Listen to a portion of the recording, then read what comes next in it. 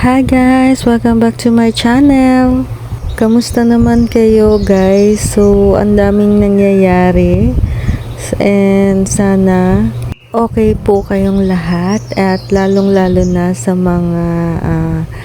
mga kaplantita nating naapektuhan ng earthquake. Ingat-ingat po tayong lahat at let's keep on praying guys na sana matapos na ang nangyayari sa ating bansa.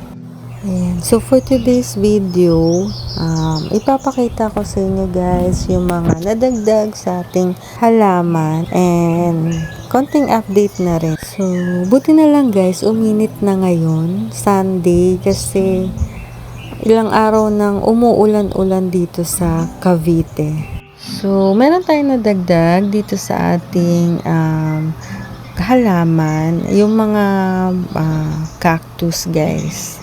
Ito sila. Ayan. So, ayan yung mga nadagdag sa atin. Ayan. So, konti lang to guys. Hindi naman ako mahilig sa cactus. Pero, pag maganda sa paningin ko, ayan, ginagetsong ko na sila. Ayan. Hindi ako masyadong familiar sa mga cactus. Yung mga common name nila. Pero, let's see. Ito guys, kamukha niya itong si Mamillaria. So, siguro Mamillaria rin siya. And, hindi ko alam kung same lang sila, pero wala kasi siyang tusok-tusok. Tapos, ito, I think, Gymno. Ayan. Dati meron na ako neto guys. Kaso, namatay siya sa akin.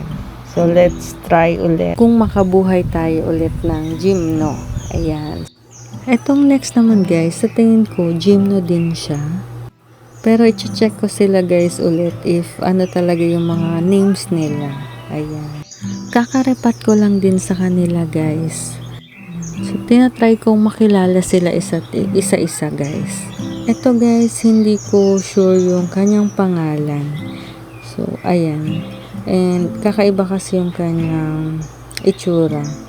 Tapos, gusto ko sa kanya guys, hindi siya masakit hawakan. Wala siyang tusok-tusok sa katawan. And ito namang next, para siyang Frylea guys. Hindi lang ako sure. Gusto ko rin yung color niya guys, kasi parang red siya.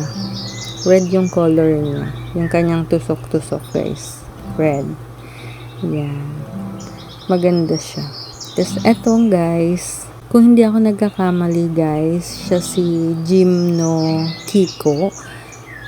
Correct me if I'm wrong na lang guys. Ayan. So, ito siya yung pinakamalaki kong nabili. Hindi lang siya sobrang laki. Pero sana lumaki pa siya.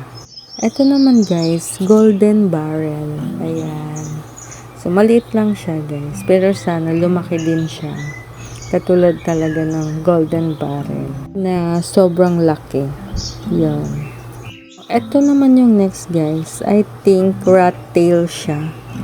Ayan. Common cactus yata to guys, diba? Ito naman ang next. Hindi ko pala sure yung name niya guys. Pero kakaiba kasi yung itsura niya. Ayan. So, hindi ko pa siya nakikilala ng maigi. Ayan, nilagay ko na siya sa plastic pot guys. So, nagkakaubusan na tayo ng paso. And ito naman guys, si Fairy Castle. Ayan. So, dati, meron na ako ng ganito guys. So, kaya medyo familiar na siya sa akin. Ayan, si Fairy Castle. Tapos, ito guys, meron na rin ako dati neto, si Peanut Cactus. Ayan, meron na rin ako dati niyan, pero hindi ko sure kung namatay sila or may humingi sa akin ng peanut cactus. Ayan. Ayan, eto naman guys yung next. Hindi ako sure sa pangalan niya guys, pero magkakamukha sila ng Stapelia. Pero hindi ko sure kung Stapelia din siya guys. Ayan. So, sana maganda siya mag-flower. Let's see. Tingnan natin. So, ito naman guys. Para rin siyang Stapelia. Hindi pa ako sure sa kanyang pangalan. Ayan. So, ilang piraso lang to guys. Sana dumami rin siya. Kasi yung Stapelia ko dito guys, ang bilis dumami. Ayun lang naman yung update ko guys sa mga bago kong cactus, and so, nagpat na rin pala ako guys ng mga succulents na na-receive ko last time. Ito, hybrid lovely rose. Meron na kasi ako nakitang ugat sa kanya guys. Ayan. Tsaka umaraw na rin kasi guys. Gusto ko ipat na rin siya. Hindi ako sure kung maselan si hybrid lovely rose, pero itatry ko guys na makabuhay ng lovely rose. Next naman guys, itong si Opalina. Ayan. May ugat na rin to guys. Mabilis mag-ugat si Opalina. Ito si Olivia. Ayan.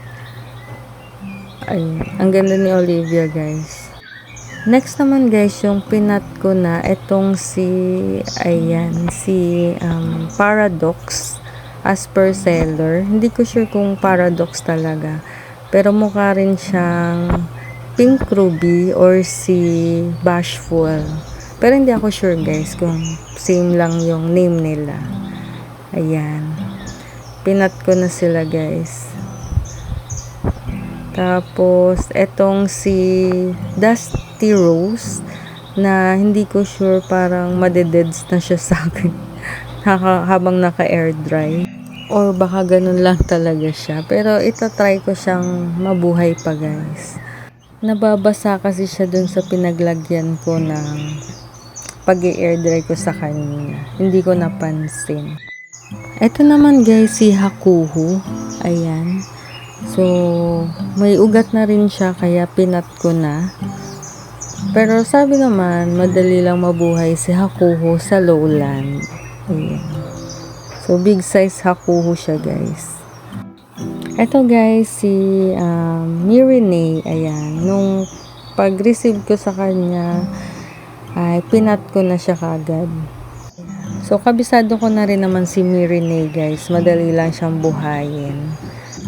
Nakaka-receive sila ng morning sunlight dito guys.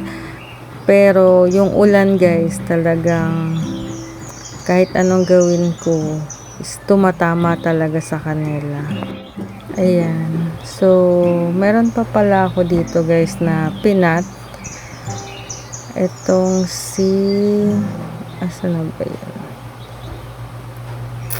Ito guys, si variegated ladyfinger. Ayan, pinat ko na rin siya guys. Pero wala pa siyang ugat. Nagpat lang ako sa kanya.